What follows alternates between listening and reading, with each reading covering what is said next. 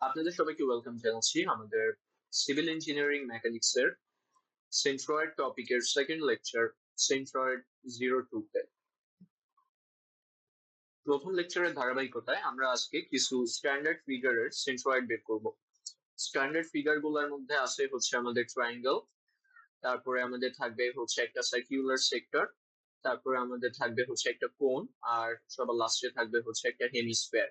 তার মধ্যে আমাদের 2D অবজেক্ট হচ্ছে ট্রায়াঙ্গেল এবং সার্কুলার সেক্টর, এবং 3D অবজেক্ট হচ্ছে হেমিস্ফিয়ার আর হচ্ছে কোন। চলেন কথা না বাড়িয়ে শুরু করা যায়।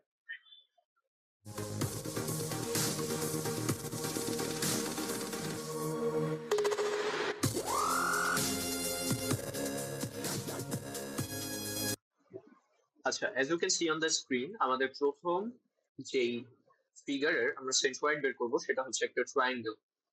এবং ট্রায়াঙ্গেলের জন্য আমরা সেন্ট্রয়েড যখন বের করব, আমি ধরে নিতেছি যে আমরা আগের লেকচারটা দেখে আসছি এবং ওইখানে আমি ফর্মুলাটা ডিসকাস করছি। ওইটা হচ্ছে x bar is equal to integration x DA divided by A, এবং y bar is equal to integration of y dA divided by.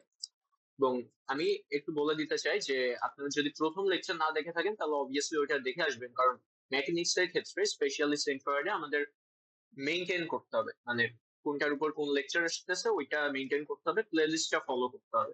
তো আমরা যদি প্রথম লেকচার না দেখে থাকি তাহলে ওইটা দেখে আসবো, নাহলে কিন্তু কেউ বুঝবেন না যে এইটা কোয়েতে আসলো, তাই না? যে প্রথম লেকচারটা থেকে আমরা দেখতে পারবো যে X bar is equal to summation of X DA divided by E. Okay, so ওইটা মাথায় রেখে যে দুইটা সূত্র আমরা জানি, এখন আমরা বের করতে যাচ্ছি যে ট্রায়াঙ্গেলের সেন্ট্রয়েড কি হবে। এবং আমরা গতকালকে আরো একটা জিনিস শিখছিলাম, রাইট? সেটা হচ্ছে রুল অফ সিমেট্রি।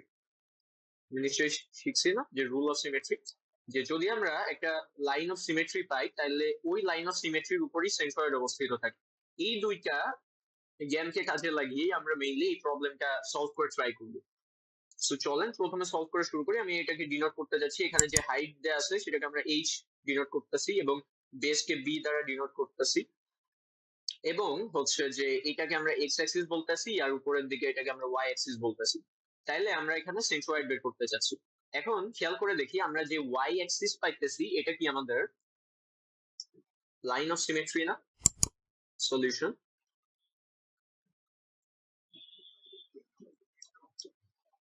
এক্ষেত্রে আমরা যে ওয়াই অ্যাক্সিস পাইতেছি, আমরা যদি একটু ভালো মতো খেয়াল করি তাহলে ওয়াই অ্যাক্সিস এর ডান পাশে যে পোর্শন তৈরি হচ্ছে বাম পাশে একই পোর্শন তৈরি হচ্ছে। যদি একই পাওয়া যায়, আমরা বলছিলাম যে দুই পাশে যদি একই ভাবে থাকে তাহলে ওই লাইনকে আমরা বলি হচ্ছে লাইন অফ সিমেট্রি। সো আমরা বলতে পারি যে ওয়াই অ্যাক্সিস হবে আমাদের লাইন অফ সিমেট্রি। এবং আমরা এটাও জানি যে centroid lies on the line of symmetry, মানে আমাদের সেন্ট্রয়েড এই রেখার উপর অবস্থিত। সেটা এখানে হইতে পারে, এইখানে হইতে পারে, তার উপরে হইতে পারে, যে কোনো জায়গায় হইতে পারে, কিন্তু এই লাইনের উপর হবে। এখন যদি ওয়াই অ্যাক্সিস এর উপর সেন্ট্রয়েড হয় তাহলে সেন্ট্রয়েডের এক্স স্থানাঙ্ক বা এক্স বার এর ভ্যালু কত হবে বলেন তো? এক্স বার এর ভ্যালু হবে 0, কারণ এটা ওয়াই অ্যাক্সিস এর উপর অবস্থিত, ওয়াই অ্যাক্সিস থেকে ডাইনেও না বামেও না, সুতরাং এক্স বার এর ভ্যালু হবে হচ্ছে 0। এটা আমরা পেয়ে গেছি খুব ইজিলি, রুল অফ সিমেট্রি দিয়ে আমরা প্রথমে পেয়ে গেলাম যে এক্স বার এর ভ্যালু হচ্ছে 0। এখন ওয়াই বার এর ভ্যালু কত হবে সেটা আমরা বলতে পারতেছি না, সেটার জন্য আমাদের এটা সলভ করতে হবে। এখন ওয়াই বার বের করার জন্য আমরা আমাদের ফর্মুলাটা লিখি, তাহলে Y bar is equal to integration Y. আচ্ছা, এখানে আরেকটা কথা হচ্ছে আমরা ডিএ কেন লিখতেছি, ডিএল কেন লিখতেছি না, এটা আমরা বুঝি। কারণ হচ্ছে এখানে তো অবভিয়াসলি একটা এরিয়া ক্রিয়েট হইতেছে, আমাদের লাইন তৈরি করতে বলতেছে না, এরিয়া বলতেছে, যে centroid of the area of the triangle শোন ইন ফিগার 9-10। আচ্ছা, সো এখানে যদি এই ট্রায়াঙ্গেলের এরিয়ার ব্যাপারে হয় তাহলে আমরা প্রথমে ওয়াই তো ওয়াই এর মতো থাকবে। এক্ষেত্রে আমরা যে কাজ করছি যে আমরা একটা ডিফারেন্সিয়াল এলিমেন্ট কাটতে হয়। সো আমরা এখানে ওয়াই দূরত্বে যে ডিওয়াই পুরুত্বের, এই পুরুত্বটা যদি আমরা বলি ডিওয়াই, তাহলে ডিওয়াই পুরুত্বের একটা অংশ, ছোট অংশ কেটে আনছি, এবং ওইটুকুর ক্ষেত্রফল কত হবে? যে এই অংশটুকু, এই অংশটুকুর ক্ষেত্রফল হচ্ছে আমাদের ডিএ, রাইট? এটা আমরা বুঝি যে আমরা এক্স অ্যাক্সিস থেকে ওয়াই উচ্চতায় যে একটা ডিওয়াই পুরুত্বের একটা আয়তকার অংশ কেটে নিয়ে আসছি। তাহলে আমরা বলতে পারি যে D Y is equal to, sorry, D A is equal to D Y into এই যে এই দূরত্বটা এইখান থেকে এই পর্যন্ত, এটাকে আমরা যদি ডেল এক্স নাম দিই তাহলে আমরা বলতে পারি যে এটা হবে হচ্ছে ডেল এক্স ইন্টু ডিওয়াই। এখন সমস্যা হচ্ছে ডেল এক্স এর ভ্যালু কত। ডেল এক্স এর ভ্যালু তো আমাদের বের করতে হবে। এখন ডেল এক্স এর ভ্যালু বের করার জন্য আমরা যে জিনিসটার হেল্প নিব সেটাকে বলা হচ্ছে সিমিলার ট্রায়াঙ্গেল। আমরা একটা প্রপার্টি ইউজ করব, property of similar triangle.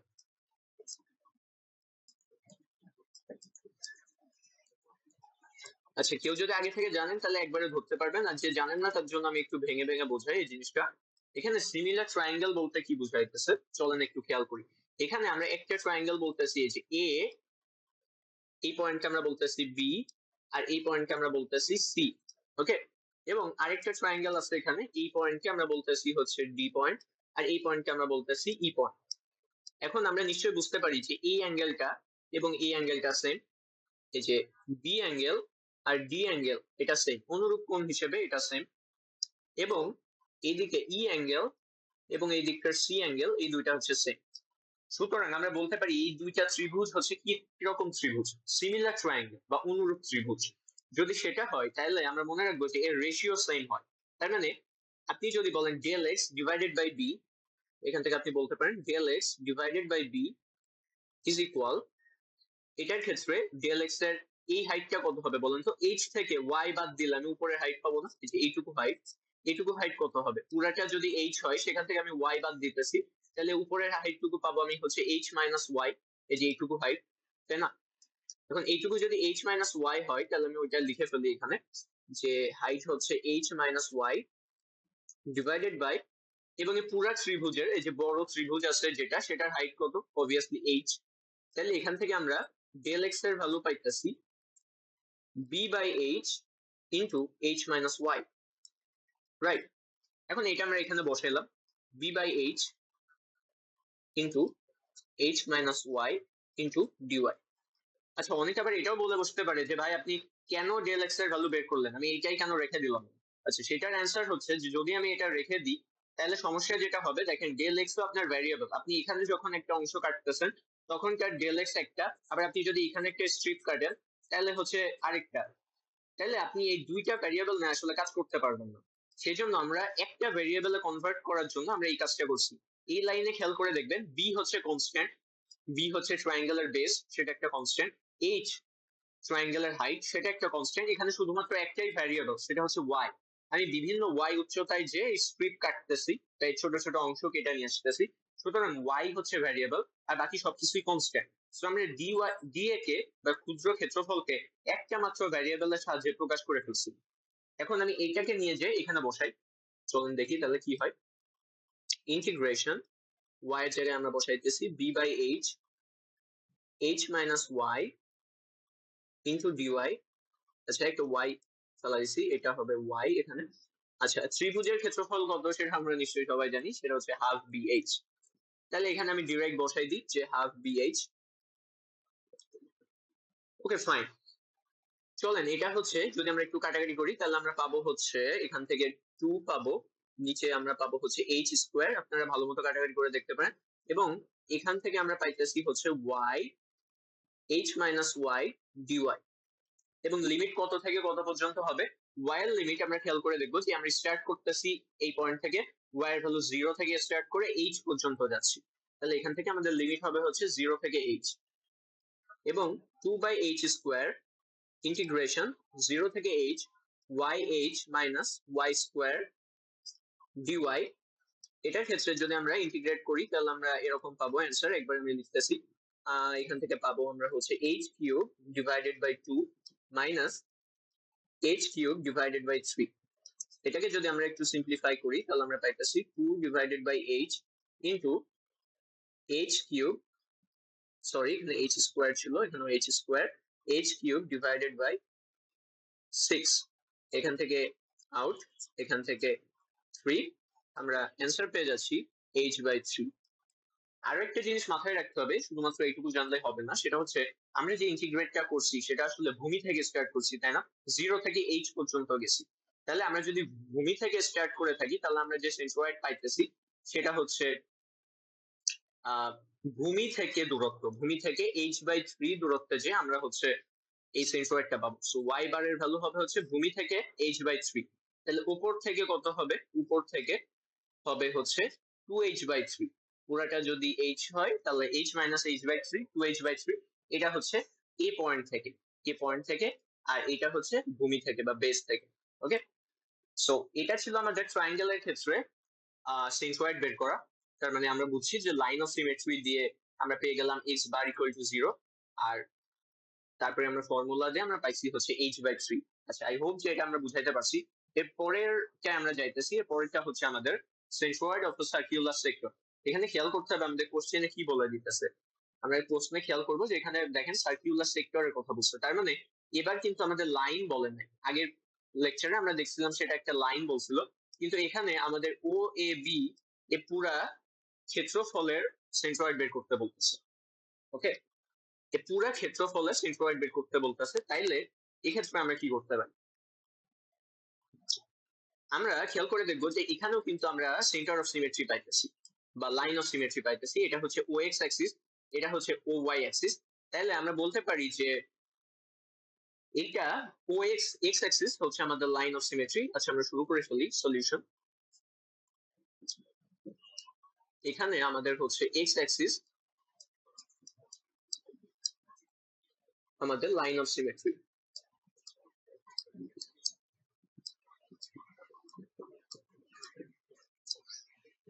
And as we know যে সেন্ট্রয়েড থাকে হচ্ছে লাইন অফ সিমেট্রির উপর, সুতরাং আমরা বুঝবো যে এর উপর কোনো না কোনো পয়েন্ট আছে যেখানে আমাদের সেন্ট্রয়েড আছে। হইতে পারে সেটা হচ্ছে এই পয়েন্ট, হইতে পারে ডাইনে, হইতে পারে বামে, যে কোনো জায়গায় হইতে পারে। এখন কোন পয়েন্ট সেটা আমাদের ফাইন্ড আউট করতে হবে, কিন্তু এটা বুঝে গেছি যে সেটা এক্স অ্যাক্সিস এর উপর অবস্থিত। এখন এক্স অ্যাক্সিস এর উপর যদি অবস্থিত হয় তাহলে ওয়াই বার কত হবে? অবভিয়াসলি 0 হবে। আমরা ওয়াই বার পেয়ে গেলাম। এখন আমাদের বের করতে হবে হচ্ছে এক্স বার। এক্স বারের ভ্যালু কত? এক্স বারের ভ্যালুর জন্য আমরা আমাদের ফর্মুলা ইউজ করতেছি, x bar is equal to integration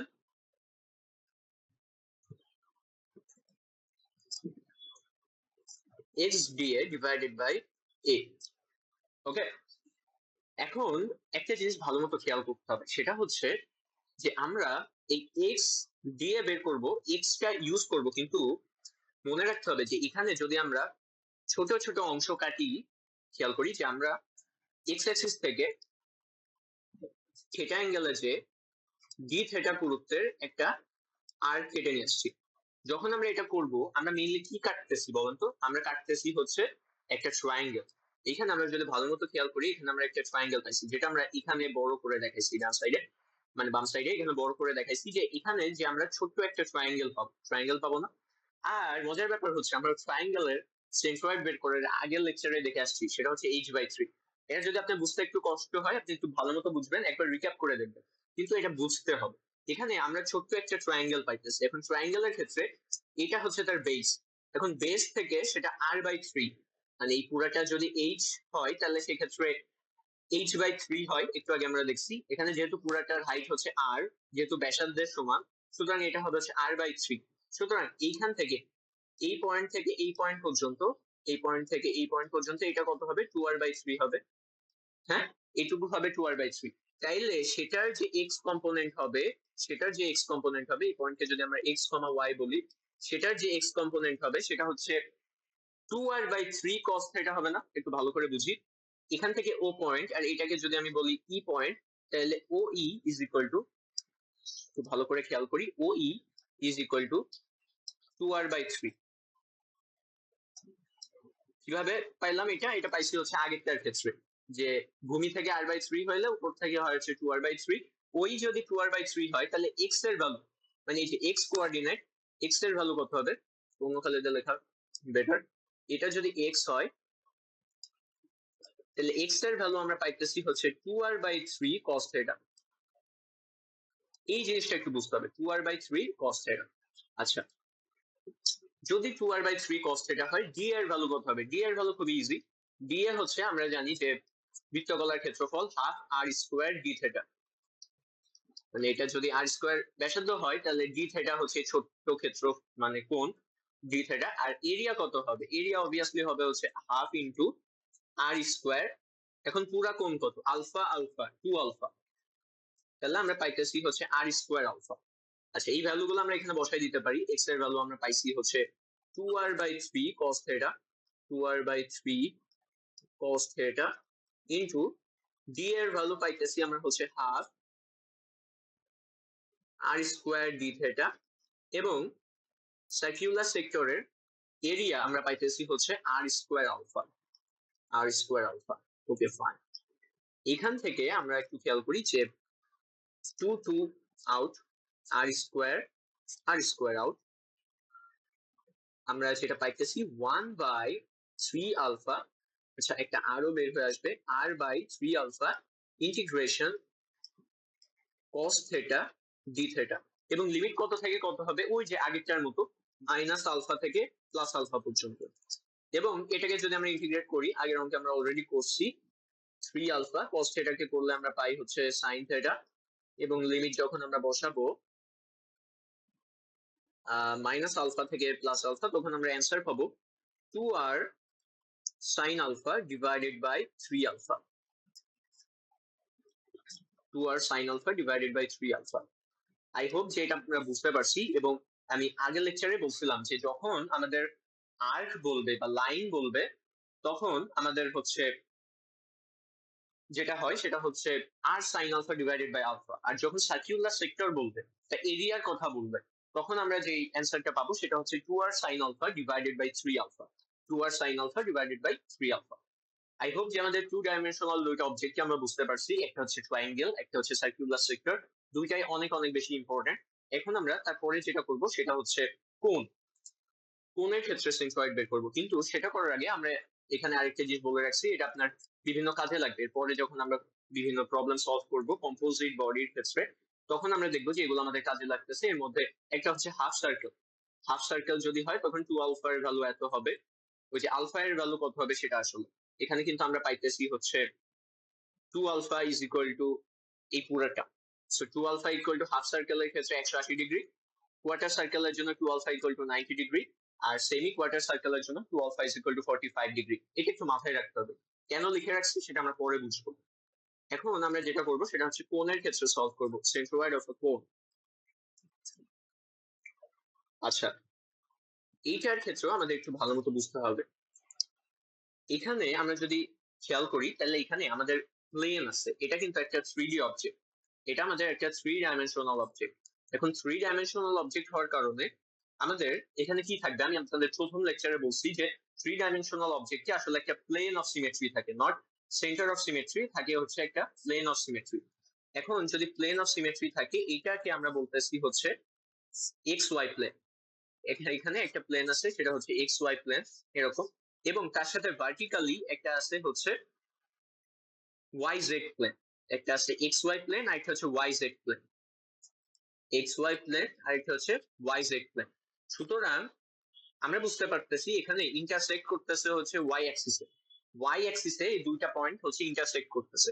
সুতরাং আমরা পেয়ে গেছি যে দুইটা প্লেন অফ সিমেট্রি ছিল, একটা হচ্ছে আমাদের এক্স ওয়াই, এটা হচ্ছে আমাদের একটা প্লেন অফ সিমেট্রি আনুভূমিক বরাবর। এই যে এই অ্যাক্সিস, এটার ক্ষেত্রে এই যে এরকম একটা অ্যাক্সিস আছে, এই আনুভূমিক বরাবর যে অ্যাক্সিস সেটাকে আমরা বলতেছি এক্স ওয়াই অ্যাক্সিস। এটা হচ্ছে প্লেন অফ সিমেট্রি, কারণ উপরে নিচে একই অংশ। এই বরাবর যদি আমরা মাঝ থেকে কেটে ফেলি এটার ক্ষেত্রে, তাহলে উপরে এবং নিচে একই অংশ পাবো। এবং যদি আমরা লম্বা লম্বিও কাটি, এই বরাবর কেটে ফেলি, তাহলে ডান সাইডে এবং বাম সাইডে একই অংশ পাবো, তাই না? যদি পাই তাহলে আমরা বুঝতে পারতেছি যে একটা হচ্ছে এক্স ওয়াই প্লেন, সেটা হচ্ছে আমাদের প্লেন অফ সিমেট্রি। আরেকটা প্লেন অফ সিমেট্রি হচ্ছে ওয়াই জেড প্লেন, এটা হচ্ছে আমাদের প্লেন অফ সিমেট্রি। এবং এই দুইটা প্লেন অফ সিমেট্রি যে লাইনে ইন্টারসেক্ট করতেছে, দুইটা প্লেন যখন ইন্টারসেক্ট করে আমরা জানি যে সেটা আসলে একটা লাইন ক্রিয়েট করে, একটা লাইন ক্রিয়েট করে। সেই লাইনটা আমরা পাইতেছি হচ্ছে ওয়াই অ্যাক্সিস, এক্ষেত্রে আমরা পাইতেছি হচ্ছে ওয়াই অ্যাক্সিস। তার মানে আমরা বুঝতে পারতেছি এই ওয়াই অ্যাক্সিস এর উপরেই আমাদের সেন্ট্রয়েড অবস্থিত। ঠিক আছে, ওয়াই অ্যাক্সিস এর উপরেই আমাদের সেন্ট্রয়েড অবস্থিত। যদি সেটা হয় তাইলে আমরা বুঝতেছি যে আমরা শুধুমাত্র ওয়াই এর ভ্যালু বের করতে পারলেই আমরা অ্যান্সার পেয়ে যাব। কারণ এই ক্ষেত্রে এই ওয়াই অ্যাক্সিস এর উপরে যেহেতু সেন্ট্রয়েড অবস্থিত, তাহলে উপরেও না নিচেও না, ডাইনেও না বামেও না, এই অ্যাক্সিস এর উপরে অবস্থিত। সুতরাং সেটা অরিজিন থেকে কত দূরত্বে অবস্থিত, এই পয়েন্ট নাকি এই পয়েন্ট নাকি এই পয়েন্ট নাকি এই পয়েন্ট নাকি এই পয়েন্ট, কোন পয়েন্টে সেন্ট্রয়েড আছে সেটা বের করতে পারলেই আমরা অ্যান্সার পেয়ে যাব। সো এই জন্য আমরা হচ্ছে এই ওয়াই এর ভ্যালু বের করতে চাচ্ছি। ওয়াই এর ভ্যালু বের করার জন্য আমাদের অবভিয়াসলি সূত্র ইউজ করতে হবে, y bar is equal to integration y dv divided by v। এখানে আমরা সেন্টার অফ ভলিউম বের করতেছি, তাই না? কারণ এটা আমাদের 3D অবজেক্ট। আই হোপ এই বিষয়গুলো এখন আপনাদের কাছে ক্লিয়ার হয়ে গেছে। এবং আমি ওখানে এক্স বার এবং জেড বার লিখতেছি না, এক্স বার হচ্ছে 0 এবং জেড বারও হচ্ছে 0। সুতরাং এগুলা লেখা লাগে না, ওয়াই বারই লিখলে হলো। এখন ওয়াই বারের ক্ষেত্রে আমরা খেয়াল করব, ওয়াই তো ঠিক আছে, কিন্তু ডিভি এর ভ্যালু কত?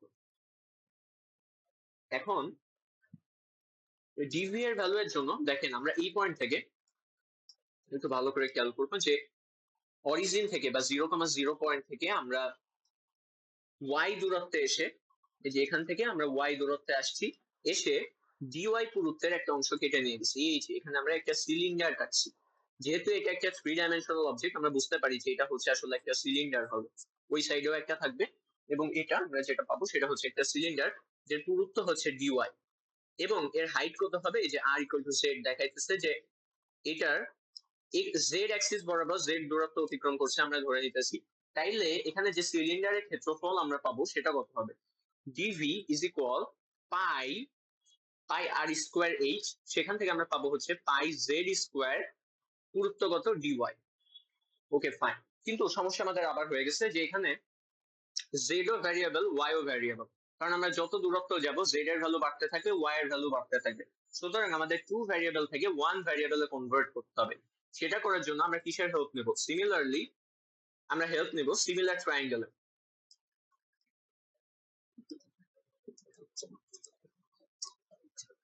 সিমিলার ট্রায়াঙ্গেল যদি করি তাহলে আমরা এবার আর ভেঙে ভেঙে দেখাচ্ছি না, কিন্তু আই হোপ আপনারা বুঝতে পারবেন যে এটার ক্ষেত্রে ওয়াই দূরত্বে যেহেতু আমরা কাটতেছি, এটার ভূমি যদি জেড হয় তাইলে বড় ত্রিভুজের ক্ষেত্রে হবে ব্যাসার্ধের সমান, সেটা হচ্ছে আমরা বলতে পারি ক্যাপিটাল আর ইজ ইকুয়াল, এটার ক্ষেত্রে হাইট যদি ওয়াই হয়, বড়টার ক্ষেত্রে হাইট হচ্ছে এইচ, কোনকের হাইট। এখান থেকে আমরা জেড এর ভ্যালু পাইতেছি y by h into r. Okay, so এখান থেকে আমরা পাইতেছি হচ্ছে ডিভি, এটাকে আমরা যদি ইকুয়েশন নাম্বার 1 বলি, ইকুয়েশন নাম্বার 1 থেকে আমরা পাইতেছি ডিভি এর value pi into y square divided by h square into r square dy. Okay fine. So চলেন এটা আমরা এখানে লিখে ফেলি। y এর ভ্যালু এখান থেকে আমরা পাইতেছি হচ্ছে y ইনটু dv এর ভ্যালু আমরা পাইতেছি pi y square divided by h square r square dy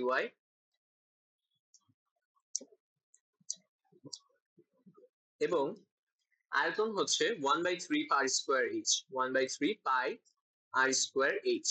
নিশ্চয়ই আমরা এটা জানি যে কোনকের ক্ষেত্রফল আয়তন হচ্ছে 1/3 পাই আর স্কয়ার h, এখান থেকে r স্কয়ার আউট হয়ে যাবে, পাই পাই কেটে যাবে এবং আমরা যেটা পাইতেছি সেটা আমরা একটু ভালো করে খেয়াল করব, 3/h cube integration y cube dy, তাই না? 3/h cube y cube dy এবং লিমিট আমাদের কত থেকে কত পর্যন্ত যাবে? এই যে অরিজিন থেকে স্টার্ট হইতেছে 0 থেকে এবং লিমিট যাইতেছে তার হাইট পর্যন্ত h পর্যন্ত। সুতরাং এখান থেকে আমরা পাইতেছি 3/h কিউব ইনটু, এখান থেকে যদি আমরা ইন্টিগ্রেট করি আমরা একবারে লিখতেছি h 4/4, এটা আউট, এখান থেকে আমরা পাইলাম 3/4h।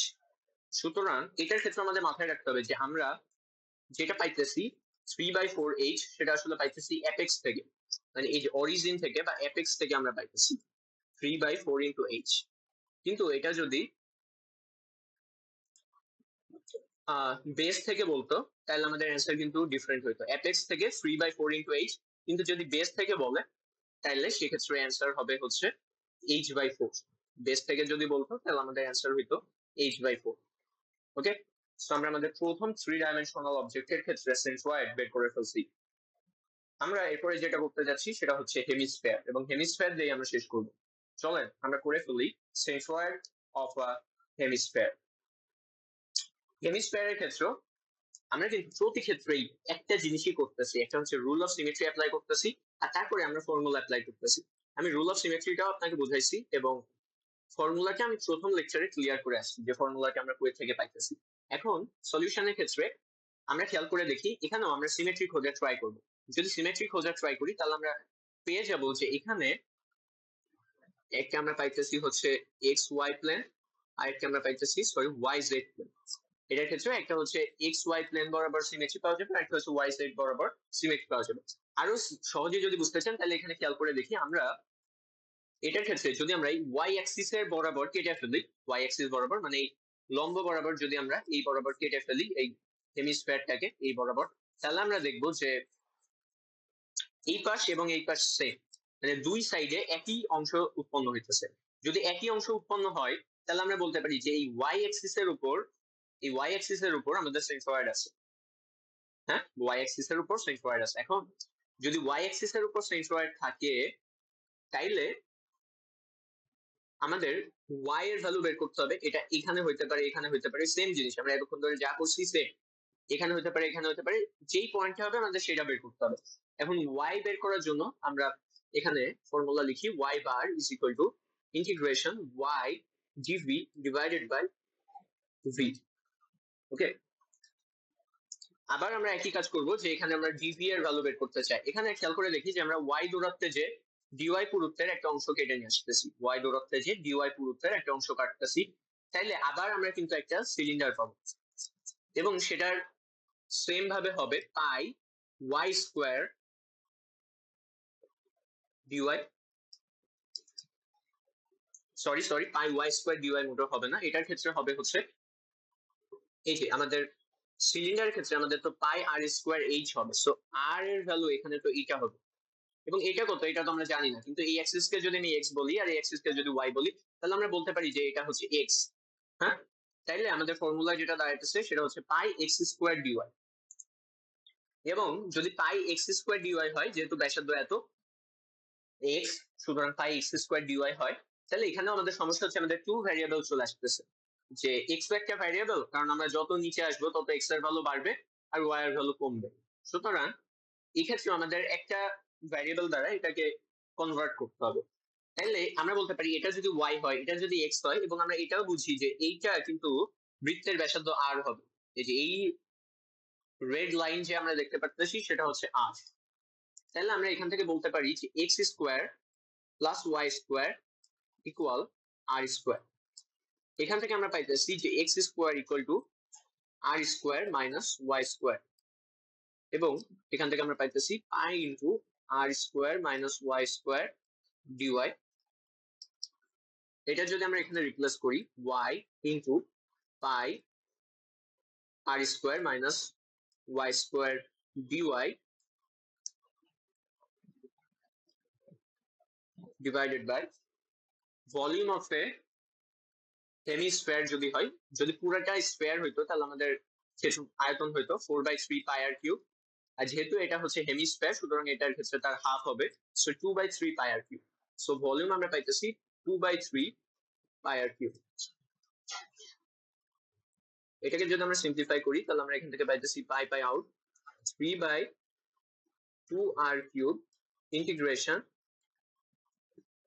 আর square minus y cube dy, এবং লিমিট কত থেকে কত পর্যন্ত হবে, লিমিট যাচ্ছে হচ্ছে 0 থেকে আর পর্যন্ত, 0 থেকে আর পর্যন্ত, এবং এটার ক্ষেত্রে যদি আমরা সলভ করি তাহলে আমরা পাবো হচ্ছে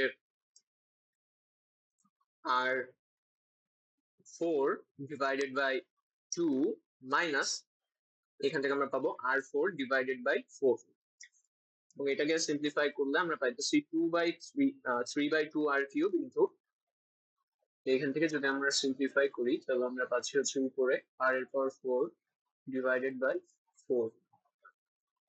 ওকে, সো এখান থেকে আর কিউব আর এটা আউট হয়ে যাচ্ছে, আর আমরা অ্যান্সার যেটা পাইতেছি সেটা হচ্ছে 3/8 into r, and that is the correct answer.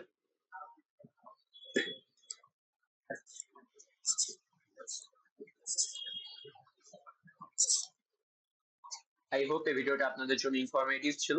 Thank you for watching the video. See you next time.